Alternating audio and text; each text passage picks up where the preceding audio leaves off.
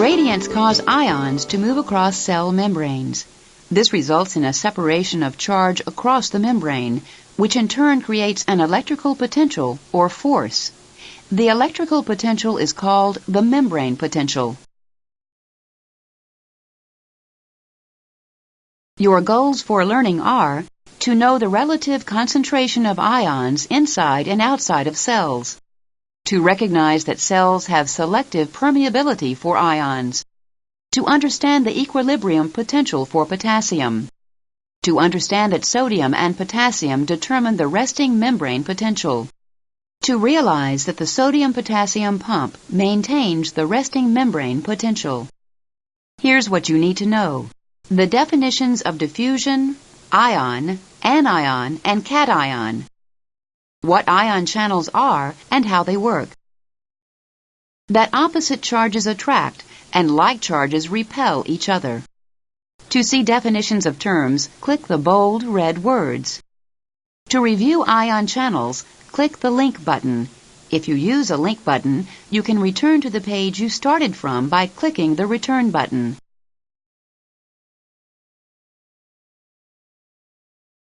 Recall that the intracellular concentrations of sodium, potassium, and chloride differ from their concentrations outside the cell in the extracellular fluid. You can measure ionic concentrations in a neuron by using the concentration meter.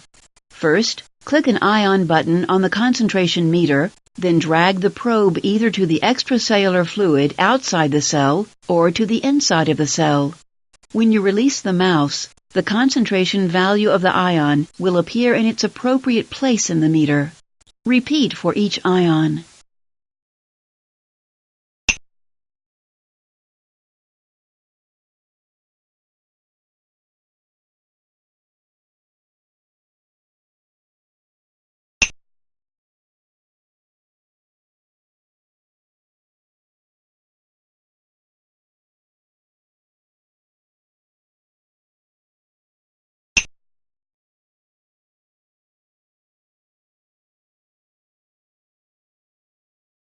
Inside the cell, the concentration of positive potassium ions is high. It is balanced by a high concentration of negatively charged proteins and other anions. In the extracellular fluid outside the cell, the concentration of positive sodium ions is high. It is balanced by a high concentration of negative chloride ions. Ions are not soluble in the lipid bilayer. They can only cross cell membranes by passing through watery pores called ion channels. If a cell has channels for a particular ion, we say it is permeable to that ion. Since most cells are permeable to some ions but not to others, they exhibit selective permeability. As drawn here, this cell membrane is impermeable to ions. Click the potassium channel to make the cell permeable to potassium. This cell is permeable to potassium. Many cells in the body are selectively permeable only to potassium. Now click the sodium channel to make the cell permeable to sodium. Excitable cells are very permeable to potassium and slightly permeable to sodium. Now click the chloride channel to make the cell permeable to chloride. Neurons are selectively permeable to potassium, sodium, and chloride. Cells are impermeable to the negatively charged proteins and other large anions found inside them. These anions are too large to pass through the cell membrane.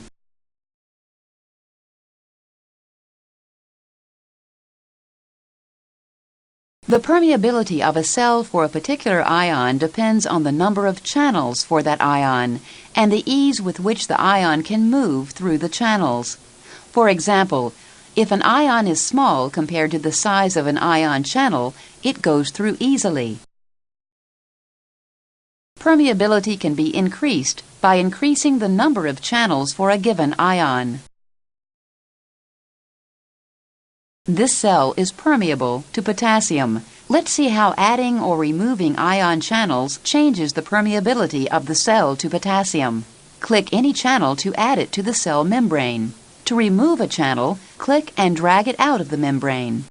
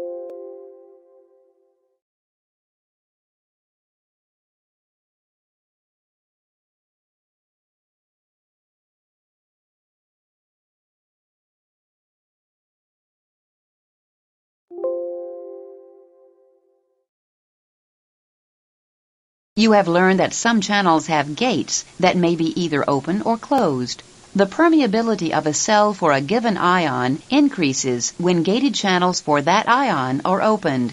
This is the mechanism used by the nervous system to produce rapid changes in membrane permeability. Click a closed potassium channel to observe this effect.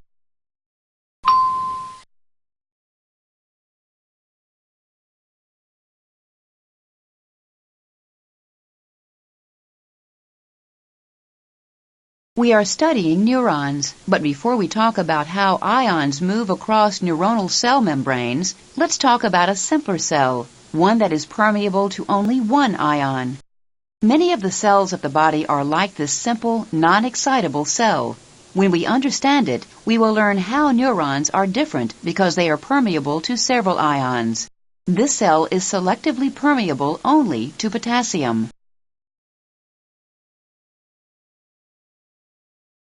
Gradients cause ions to move. Potassium will diffuse down its concentration gradient.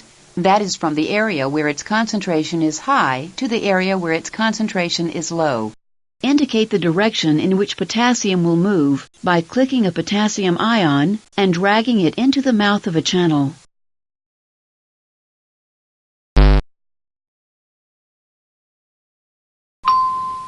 Correct. Potassium diffuses out of the cell.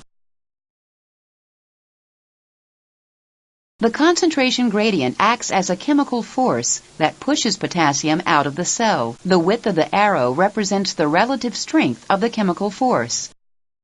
Click inside the cell to observe the effect of the potassium concentration gradient.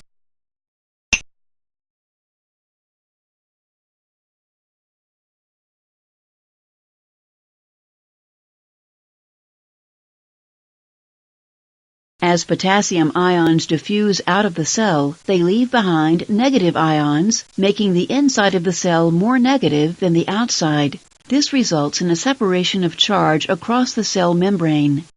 Click the membrane to see the charge separation across the whole cell membrane.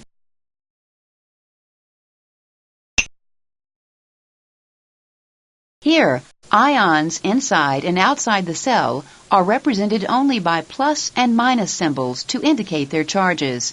There is a net positive charge on the outside of the cell membrane and a net negative charge on the inside. This separation of charge creates an electrical potential across the cell membrane.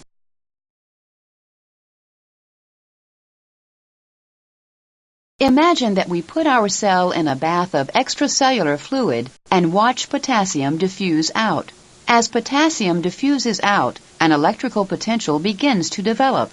Since opposite charges attract each other, the developing electrical potential begins to pull potassium back into the cell. Thus, the electrical potential, or voltage, acts as a force that opposes the diffusion of potassium out of the cell. The width of the arrow represents the relative strength of the electrical force. Click a potassium channel to continue.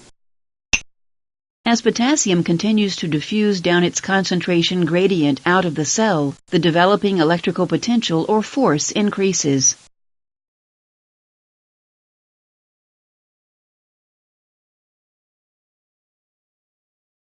The electrical potential across the cell membrane is called the membrane potential. This potential is measured in millivolts. As you have seen, the inside of the cell is negative. Click the voltmeter to measure the membrane potential.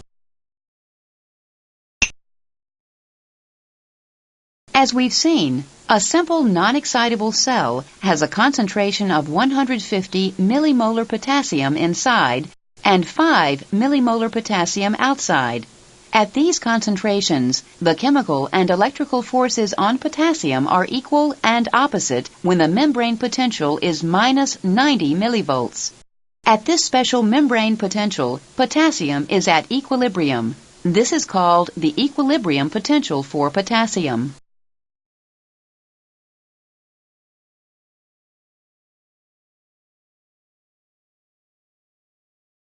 Recall that neurons are permeable to more than one ion. Let's see how the membrane potential in such cells differs from the membrane potential in simple cells that are permeable only to potassium. Click the neuron to continue.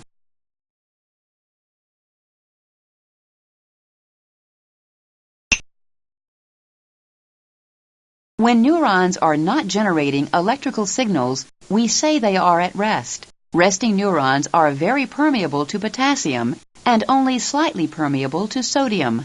They are also permeable to chloride, but since it contributes little to the resting membrane potential, we will not consider it further. Click the membrane to continue. We have observed the movement of potassium ions across a very permeable cell membrane. Now let's examine movement of sodium. Click a sodium ion and drag it to the appropriate channel to show it diffusing down its concentration gradient. The width of the arrow represents the relative strength of the chemical force.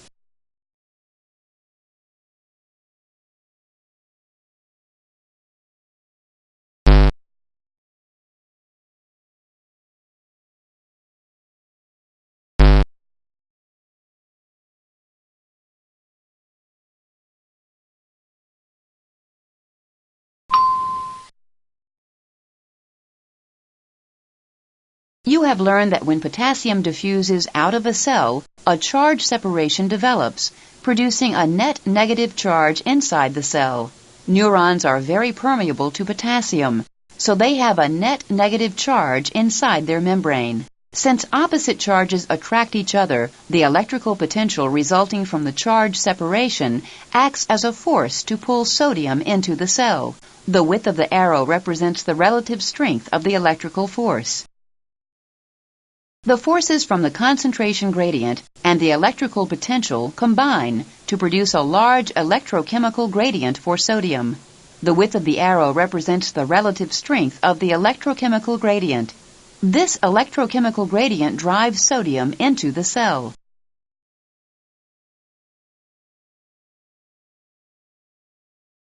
In neurons at rest, the membrane potential is called the resting membrane potential. If a neuron were permeable only to potassium, its resting membrane potential would be minus 90 millivolts, the equilibrium potential for potassium. However, resting neurons are also slightly permeable to sodium, and the electrochemical gradient for sodium causes it to move into the cell.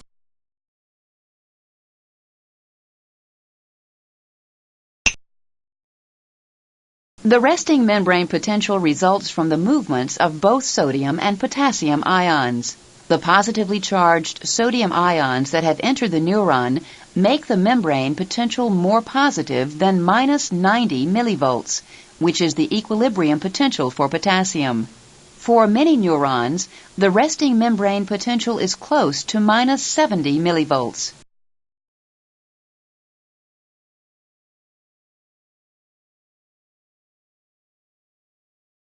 When the resting membrane potential is not equal to the potassium equilibrium potential, the forces acting on potassium are no longer equal and opposite.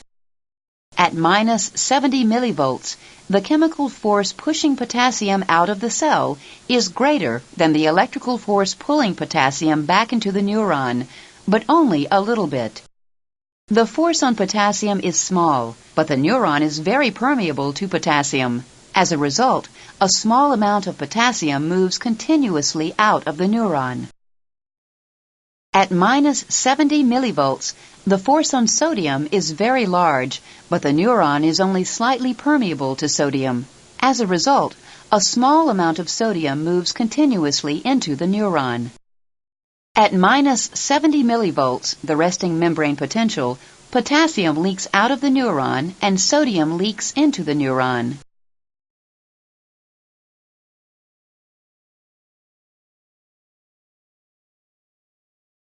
Just as a boat that begins to leak will eventually sink, a leaking neuron will eventually fail to function. If ions continue to leak, the neuron will be unable to communicate. If the ion leaks continue, the concentration gradients for sodium and potassium will decrease. As the concentration gradients decrease, the membrane potential moves towards zero. When there are no longer any chemical or electrical forces to move ions across the membrane, the neuron cannot send or receive the electrical signals it needs to communicate. The captain can keep her boat afloat by bailing water out as fast as it enters.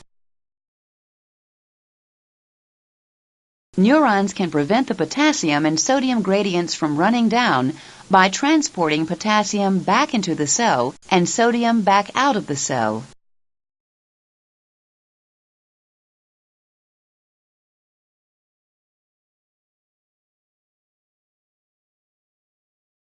Of course, the neuron doesn't use buckets to move ions. A membrane enzyme called the sodium-potassium pump actively transports ions to compensate for the sodium and potassium leaks.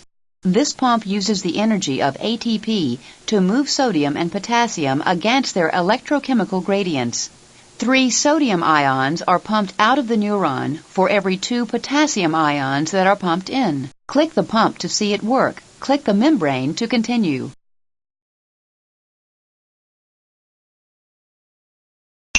The pump compensates for the sodium and potassium leaks, keeping the resting membrane potential at minus 70 millivolts. It is important to remember that the sodium-potassium pump does not create the membrane potential. Its job is to maintain it. Now that you've seen the individual elements of the resting membrane potential, click the pump to observe the overall movement of ions in a resting neuron.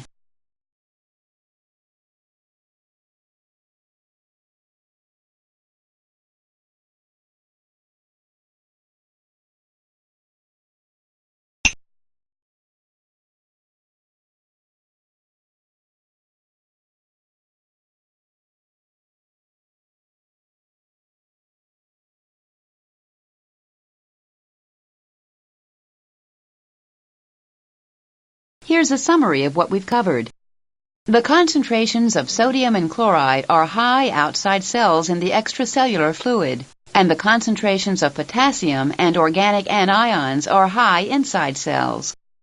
The permeability of a cell for ions depends on the number and type of ion channels in the cell membrane.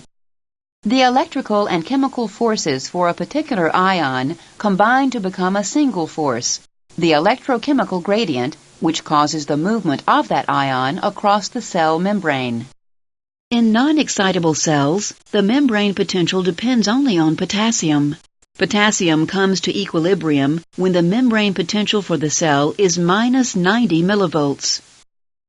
The resting membrane potential in neurons depends on the distribution of sodium as well as potassium across the cell membrane.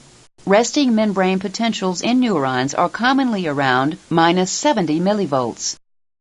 The sodium-potassium pump is essential for maintaining the resting membrane potential in neurons. To test your knowledge, click the quiz button to go to the self-quiz.